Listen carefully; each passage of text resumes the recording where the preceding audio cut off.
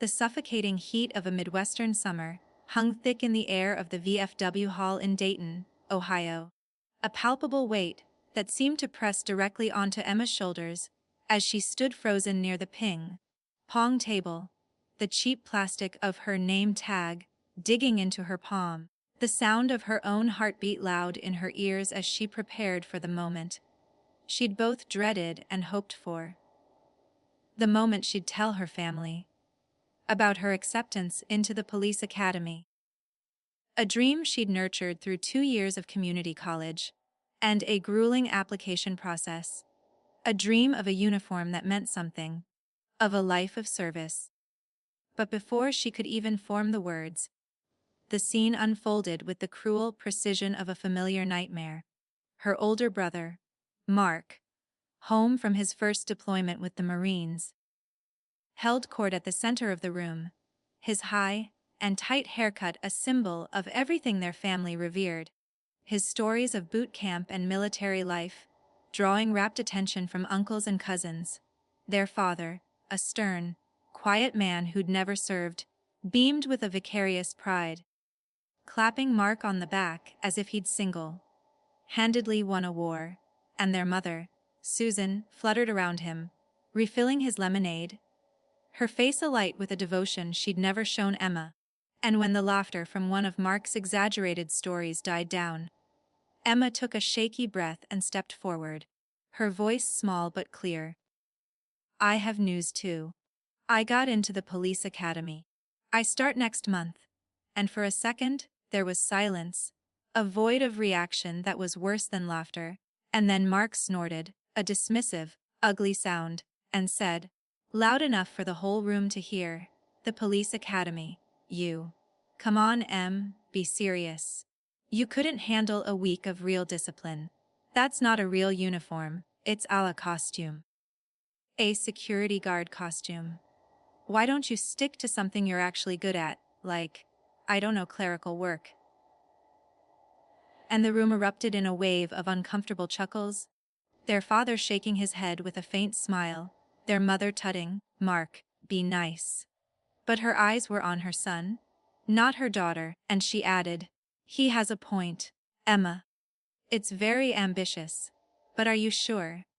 It seems so dangerous. And you've always been our sensitive one.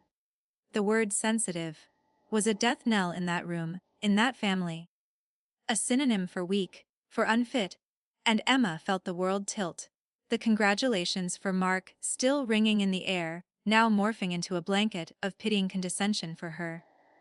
Her confidence, a fragile sapling she'd so carefully tended, was not just stepped on but uprooted and tossed aside.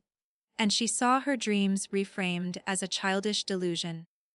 A silly costume party she was uninvited to. And the tears that burned her eyes were not just of hurt, but of a profound, annihilating shame. A public unmasking of her deepest aspirations as laughable. And she couldn't speak, couldn't move, just stood there, a statue of humiliation, until the pressure in her chest became unbearable. And she turned and fled. The sounds of the party, her brother's voice, her mother's light laugh, chasing her out into the heavy evening air. And she drove, not home, but aimlessly for hours, until she found herself at the quiet, dark parking lot of the very community college she'd attended, and there, in the driver's seat of her old sedan, the dam broke, and she sobbed, great, wrenching gasps that came from a place of total inner collapse. A lifetime of being second best, of being the quiet one overshadowed by her brother's loud, validated existence, crashing down on her all at once. The wrestling matches her father attended, while missing her debate tournaments. The way her mother fretted over Mark's scraped knees, but dismissed Emma's anxiety as dramatics, the constant, unspoken comparison that she could never win. And in that absolute darkness, broken and alone, a new resolve was forged, not in fire, but in ice, a cold, clear determination that whispered through the tears. You call it a costume now, but one day, you will stand before the authority this uniform represents, and you will beg, and I will be the one wearing it. The next morning, eyes swollen but dry, she packed a single suitcase, withdrew every cent from her meager savings account, and bought a one-way bus ticket west to Phoenix, Arizona, a place of harsh sun and stark landscapes that felt like a clean slate, or perhaps a crucible. And as the city of her childhood shrank in the rearview mirror, she didn't look back. She looked ahead, her heart a numb, heavy stone in her chest, the journey a blur of highway monotony and silent reckoning. And Phoenix, when she arrived, was a slap of dry heat and sprawling, impersonal concrete, a city that demanded resilience just to breathe. Her first home was a shared room in a run-down extended stay motel off the I-10, the air conditioning a rattling, ineffectual hum. Her first survival job was working the overnight shift at a 24-hour truck stop diner, pouring endless cups of coffee for weary, sometimes surly drivers, her feet aching on the linoleum, the smell of grease and diesel fuel a permanent fixture in her hair and clothes. The loneliness was an abyss, deeper and darker than the desert night. The hunger was a constant, for decent food, for a safe place to sleep, but most of all for a single word of encouragement, a sign that she hadn't made a catastrophic mistake. The sleepless days spent trying to rest in her noisy, hot room were tormented by a relentless loop of self-doubt. Maybe Mark was right. Maybe I am too soft. Maybe this whole thing is a fantasy. Maybe I should just go home and apologize, accept my role as the family disappointment. And the silent tears into her thin motel pillow were a nightly purge of fear and exhaustion. But every sunset, before her shift, she would stand under the lukewarm shower, look at her tired face in the streaked mirror, and say to her reflection, "Not yet. Just keep going." She enrolled in one class at a local college, paying in cash from her tips, studying criminal law and ethics at the diner counter during slow hours, her textbook stained with coffee rings. Her discipline born not from innate toughness, but from a desperate, focused need to prove a point to the ghost of her brother's smirk. A patient, grinding perseverance built one graveyard shift, one difficult chapter at a time. She moved from the motel to a tiny studio, apartment in a complex with barred windows, then to a slightly better place with a window unit that actually cooled. Her social life was the occasional polite conversation with her elderly neighbor, her companionship the voices from podcasts about policing and forensic psychology. Her family's infrequent calls were exercises in emotional neglect. Her mother's voice always tinged with that concerned disappointment. "Mark's enlisted. He's going to be a drill instructor. We're so proud. Your father says there's still a job at his friend's office here, if you want to come home and start over." And Emma would reply, her voice flat, "I'm good, Mom. I'm building something here." And she was, with a frugality and tenacity that would have been foreign to the girl in the VFW hall, she sacrificed every comfort, every distraction, wearing the same few outfits until they were threadbare, eating cheap noodles and canned vegetables. Her world a narrow tunnel of work, study, and the punishing runs she took in the pre-dawn desert cool, building not just the physical endurance required for the academy, but a mental fortress. The slow, arduous accretion of knowledge and physical strength was her silent rebellion. Her transformation from a sensitive, dismissed girl into a woman of steely, quiet resolve happened incrementally. Her eyes, once wide with the need for approval, now held a watchful, assessing calm, and she re-applied to the police academy, her application stronger now with life experience and her college course. And she was accepted. The training was a brutal equalizer, a crucible designed to break down recruits and rebuild them as officers. And she faced moments where she almost quit, where the shouted insults from instructors echoed her brother's words. But she dug deeper, found a well of stubborn strength she never knew she had. She learned to fire a weapon with calm precision, to control a violent suspect with technique, not brute force, to command her voice to be heard in a chaotic scene, and she graduated, was sworn in, and received her badge and Phoenix police uniform. And the first time she put it on, the deep blue, the stiff new fabric, the weight of the duty belt, the shine of her nameplate, she stood in her apartment, and did not feel triumphant. She felt aligned, as if she had finally stepped into the skin of the person she was always meant to be. And her early years on patrol were a relentless education in human nature. She worked tough neighborhoods, learning to communicate, to de-escalate, to serve, her quiet demeanor becoming an asset, allowing people to talk where they might have clammed up with a more aggressive officer. She earned respect slowly, through countless small acts of integrity and courage, her reputation growing as a cop who was fair, who listened, who was unshakably calm, and she thrived, specializing in domestic violence cases, her innate empathy balanced by a fierce protectiveness for victims. And she rose to detective, her analytical mind excelling at piecing together puzzles from trauma and lies. Her personal life remained simple: a small house with a cactus garden, a dog from the shelter, a few close friends who were her chosen family, the wound from Ohio now a scar, a reminder but not an open hurt, and she found herself drawn to the structured, mission-focused world of federal law enforcement, applying to the Naval Criminal Investigative Service. Her unique background in both street policing and complex investigations, making her a standout candidate.